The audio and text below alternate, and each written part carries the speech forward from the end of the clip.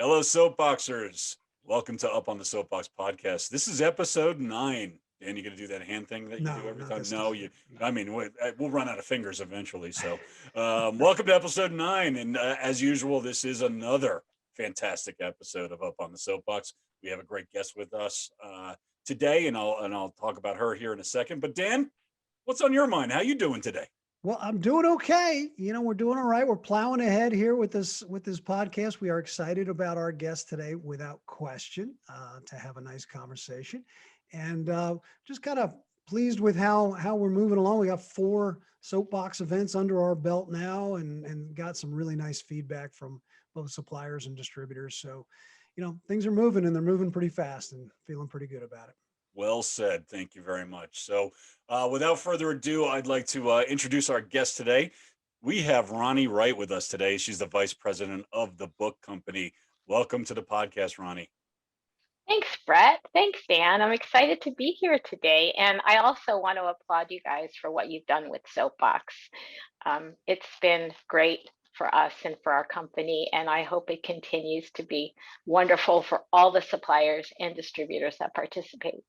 Thank you. Well, we couldn't be happier to have you all on board. So we really do appreciate your participation on the soapbox.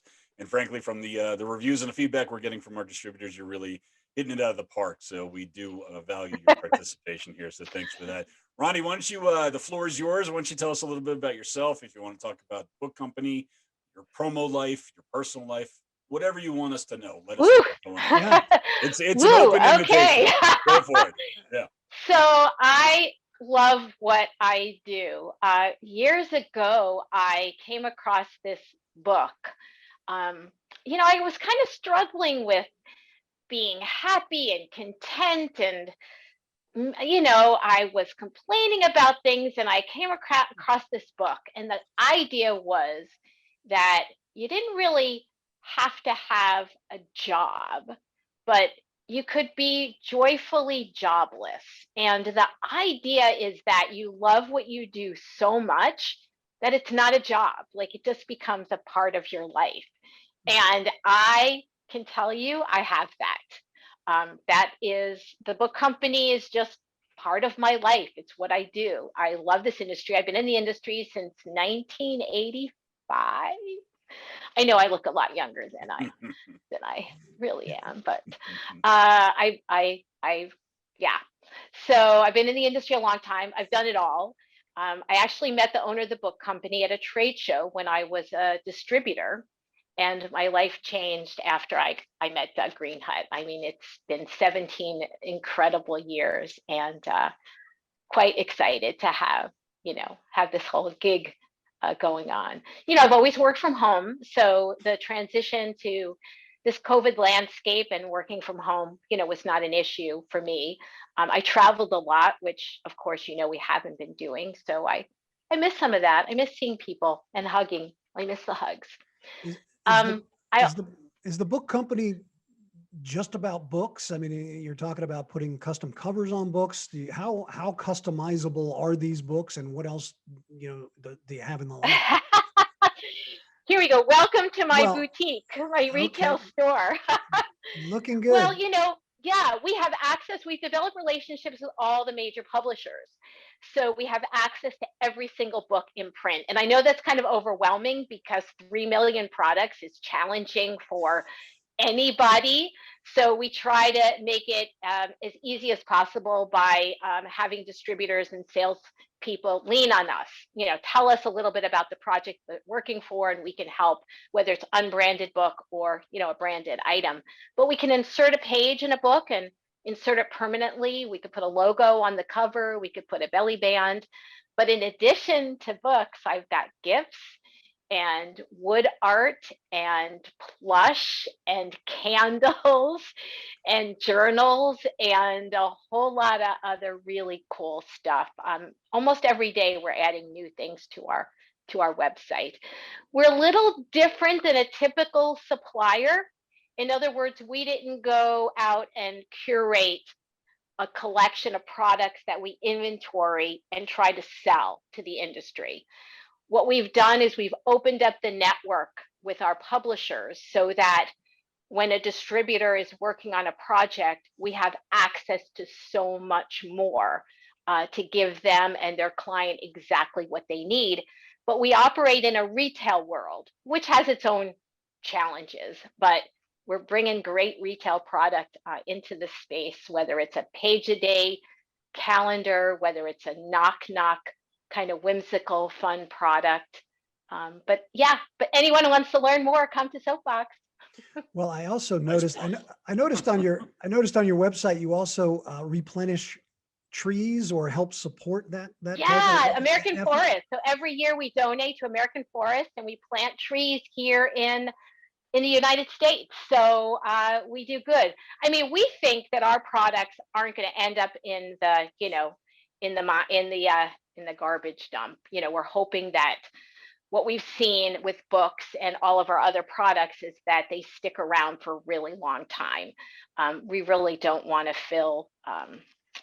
Yeah, we want to make sure it's a valued product and will be received with grace and with just positivity.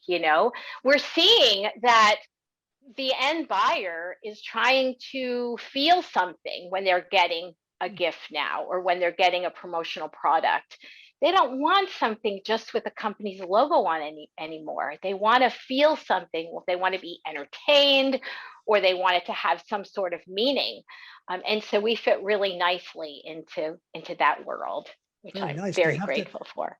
Do you have to like read 3 books a week or something to be I love part to of the read, book? so that's the Oh, you do? easy part. But it's interesting. The books that we sell aren't the same as what people might be reading. We sell a lot of cookbooks, we sell a lot of travel books, we sell a lot of inspirational quote books.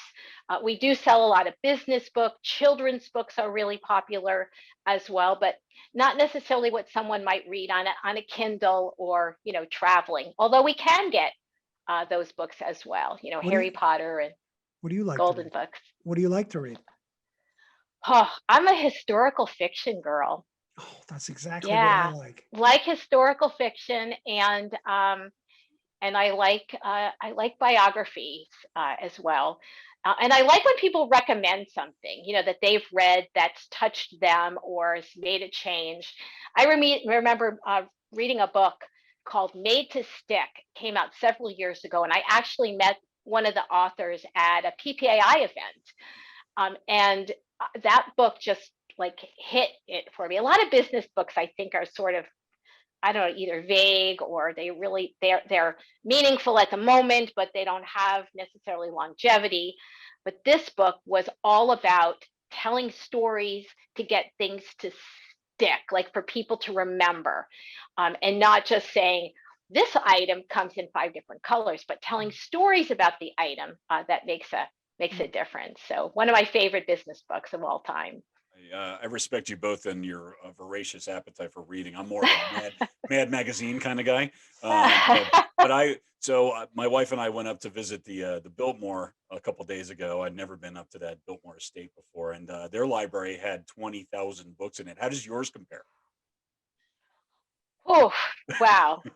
Well, I downsized a few years ago from a very large home to a small apartment. So the collection's not so big anymore, but I do have some very precious items that have been given to me over time that I covet.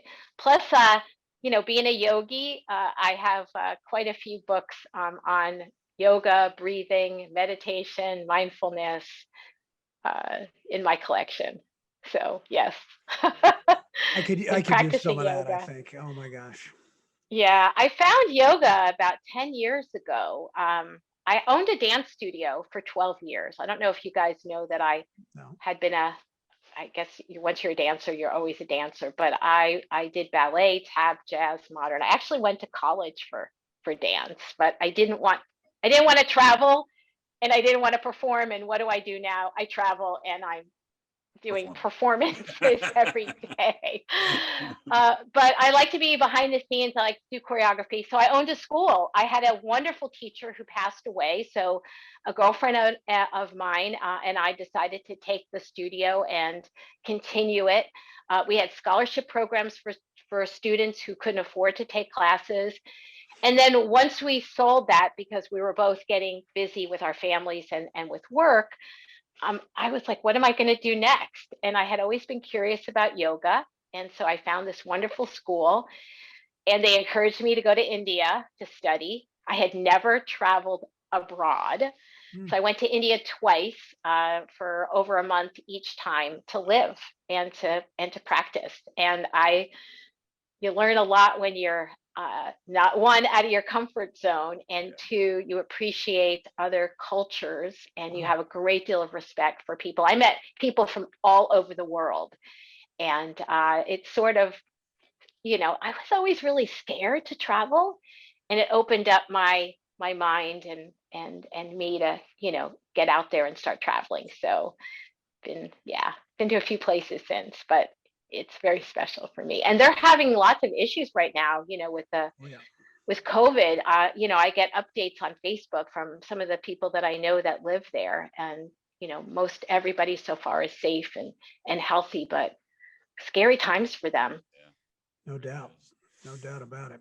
All right. Well, I don't know how to transition from that into our soapbox moment. So I'm just going to rip off the Band-Aid and we're going right into our soapbox moment here. So as we've done for the past however many episodes that we've done, we're going to each take a position here and get up on the soapbox. And I think this week I'm going to go first.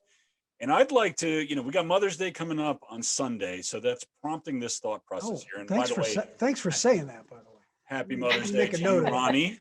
Thank you. So let's talk about brunch. I don't get it. I think it's a real disservice to breakfast and lunch. And by the way, when you do go to a brunch, and I do like a nice spread, you're really eating carved roast beef for lunch. That's more of a dinner product. I mean, it just doesn't make much sense to me. So I'm down with brunch. I think brunch is awful. Commit to breakfast, commit to lunch. Let's get rid of brunch altogether. If you want to eat at 11 o'clock, 11:30 a.m., go right ahead. But call it breakfast, call it lunch, whatever you want to do.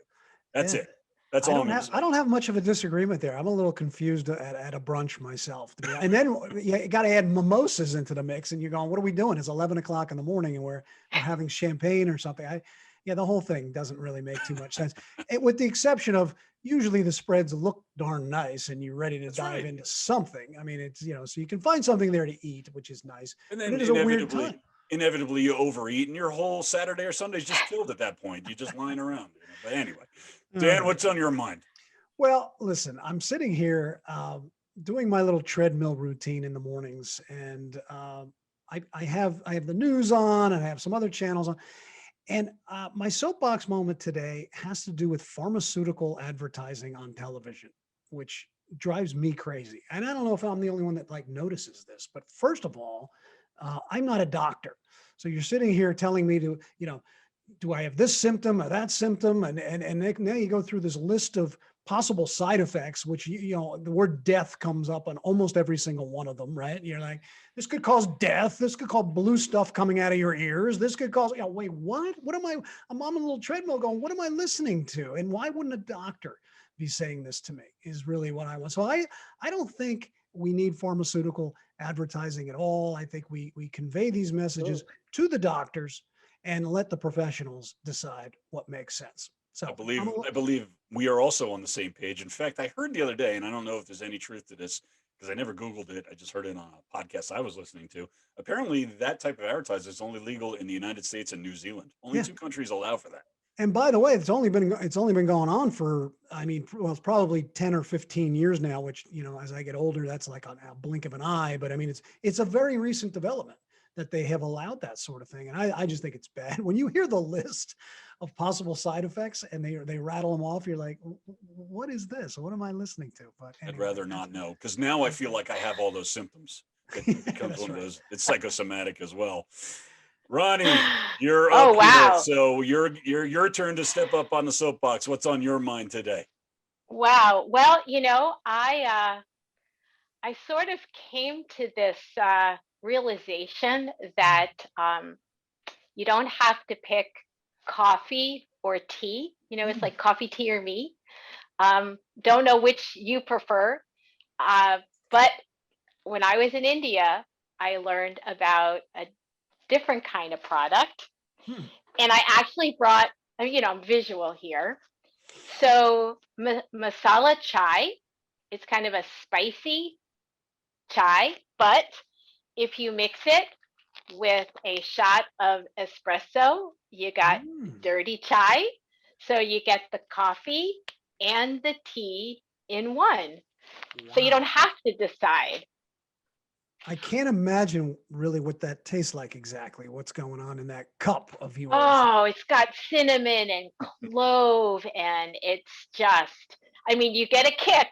They say, ooh, you just should drink one. But yeah, sweeten it with a little bit of honey, and you are good to go. Where, Some where do you almond find milk. where do you find that stuff? So I mean, this is a great item. I actually just bought it on Amazon, Okay. and it smells heavenly. You just boil up some water and you steep it. You don't even have to. There isn't like ground tea, so you could just mix it up, and then you just pour it in a cup. And I don't know if you guys have a preference, but have either of you tried these? Mm-mm. This No. is an ember, and it keeps it hot for like 2 hours. Wow. Wow. I know it's a really cool product, and I understand it's available in the industry as well. Yeah. But I also want to tell you guys that I'm on my little tea soapbox here. If you are decadent and you just love like cinnamon spicy, this tea is outrageously good. Just an incredible hot cinnamon spice tea. Just Why does that make me think of Bill Petrie all of a sudden? Cinnamon spice. Oh, that's pumpkin So, cinnamon. spice. He doesn't like. Never so, mind. so Oh, Ronnie, I'm he's a just pumpkin spice. No, he Ron, can't Ron, stand pumpkin. Ronnie, I just want to boil I this down then. So you're saying why bother choosing coffee or tea when you can have them both? You can have them both. Okay, Yeah. Can, understood. I know that's a passionate discussion for many. I don't take a side on either because I don't drink either one of them. But I'm you weird. don't drink coffee? No, I'm weird though. I love the smell. I love smelling that brewed Okay. coffee. I actually like coffee flavored beers. Those are really good. But I won't sit down and Stout. I won't Uh-huh. drink. I will not drink a cup of coffee You can, unless. And I was in Costa Rica for my honeymoon, so I had to. It was kind of obligatory. And in Italy, when I've traveled to You Italy, so in gotta. places Yep. where it's native, you kind of have no choice. But other than that, I don't. I'm well, not a You're big not a big it's coffee delicious at a drinker. brunch. Yes, it would be. Or if you're Yes, on it your would. treadmill, That's you just well, you spill it there. You do. So you don't have days, Ronnie, where you either have tea or coffee. You're always throwing them in the same cup. Is that I correct? use well, to make the chai is a little bit more, you need a little bit more time. Right. So traditionally, I'll get up and make a cup of coffee, an Uh-huh. espresso in my Bilotti, and that'll be my kickstart for the day. But I like a hot beverage like all day long. So I'll either have tea or coffee or hot water, in my cup. And I also I'm cold. I live in Florida. I'm cold all the time. I keep a heater under my desk to turn, that I have to turn on periodically if the temperature gets too low with the air That all of conditioner. those behaviors are typical for Florida, so keep it up. You're definitely in the right place. Yeah, obligatory, I think. Yeah, Yeah. I think it It is. is, it is. But if you got, if anybody wants to try something kind of cool with a coffee and a tea blend, a dirty chai All right. We is heard a it. We heard really it good here. You heard treat. it here first. All right. So, all right, let's move. Thank you. And now let's move on to our yes no question. So, Oh Ronnie, this dear. goes to you. You ready? You can say no, but I'm still going to ask you. All right. So, we're going to stick with the book theme. It just seems typical, or like a good idea for you and your background. So, have you ever read a book 3 or more times? Yes, Okay, now you can tell us what that is and I what brought actually, you back to it multiple times. I actually have that book here. So it's called What Do You Do with an Idea? And every single time I read it, I cry. Hmm. Wow. Now, if I go back when my daughter was little, um, there was a book called Bedtime for Biscuit. And I loved when my daughter would say the word biscuit because she she was learning. So we read that over and over again. But for me, this book it's about, you have an idea and it's doing around and you're not exactly sure what to do with it and who's going to believe you. And it's about encouragement and perseverance. And it's just, it's really, it's a touching, it's a So touching based book. based on the cover, that looks like a children's book. Is that accurate? It's, there's a lot of children's books that are appropriate for adults. Oh, yeah, I got that. Yeah, yeah. So yeah, this is beautiful. The publishing company is the Compendium Group. We do a lot with that particular company. Their tagline is, live inspired. They're just a beautiful, beautiful company, and this is one of my favorite, and it's won, awards as well. So Very I love nice. this book. I hadn't even considered children's books No. when we were formulating this question, because if that were the case, I think I read Planes, Trains, and Automobiles or something. Yeah, Good Night Moon, Good Night right? Moon, of Dr. course. Seuss. Good Yeah. Night Moon. Yeah, Dr. Seuss. All the Dr. Seuss's, of course. Yeah. How about, and so is that not really an adult book? I mean, have you read, have you read adult books 3 or more times? More than one time? Yeah. Have I read a book more than once? Well, we were saying 3 or more times. Oh, I don't know if I remember reading a book once and then I didn't remember I read it and I bought it again and started reading it and I went, oh, I already read this, and I stopped. So I don't think I've read anything multiple times. I want to experience something new. So I've only read one book more than once. I read this book called Manhunt, and I think I talked about it with Brett at one time. It's the 12-day search for John Wilkes Booth. So it's like a real time recollection of the chase, looking for John Wilkes Booth. Very intense, very great. I highly recommend it. Manhunt, great book. Manhunt. Okay. Historical nonfiction, but anyway. Right. I'm going to add that to my list. Thank you. Please do. All right. Well, listen, I think we're through here. I don't know, unless Ronnie has something to add to this equation. No, we're all No, good. thank you. This was fun. I wasn't sure what that question was going to be. I think that's the scariest part of what we do here. So, but you passed with flying colors, and you happen to have the prop right there with you, so you can I add did that as well. So, Ronnie, thank you for being with us today, and thank you and the book company for being founding suppliers on the Soapbox. We wouldn't be here without you, and we appreciate your participation and your friendship, of course. So, thanks for being here, Ronnie. Well, I appreciate both of you. Thank you.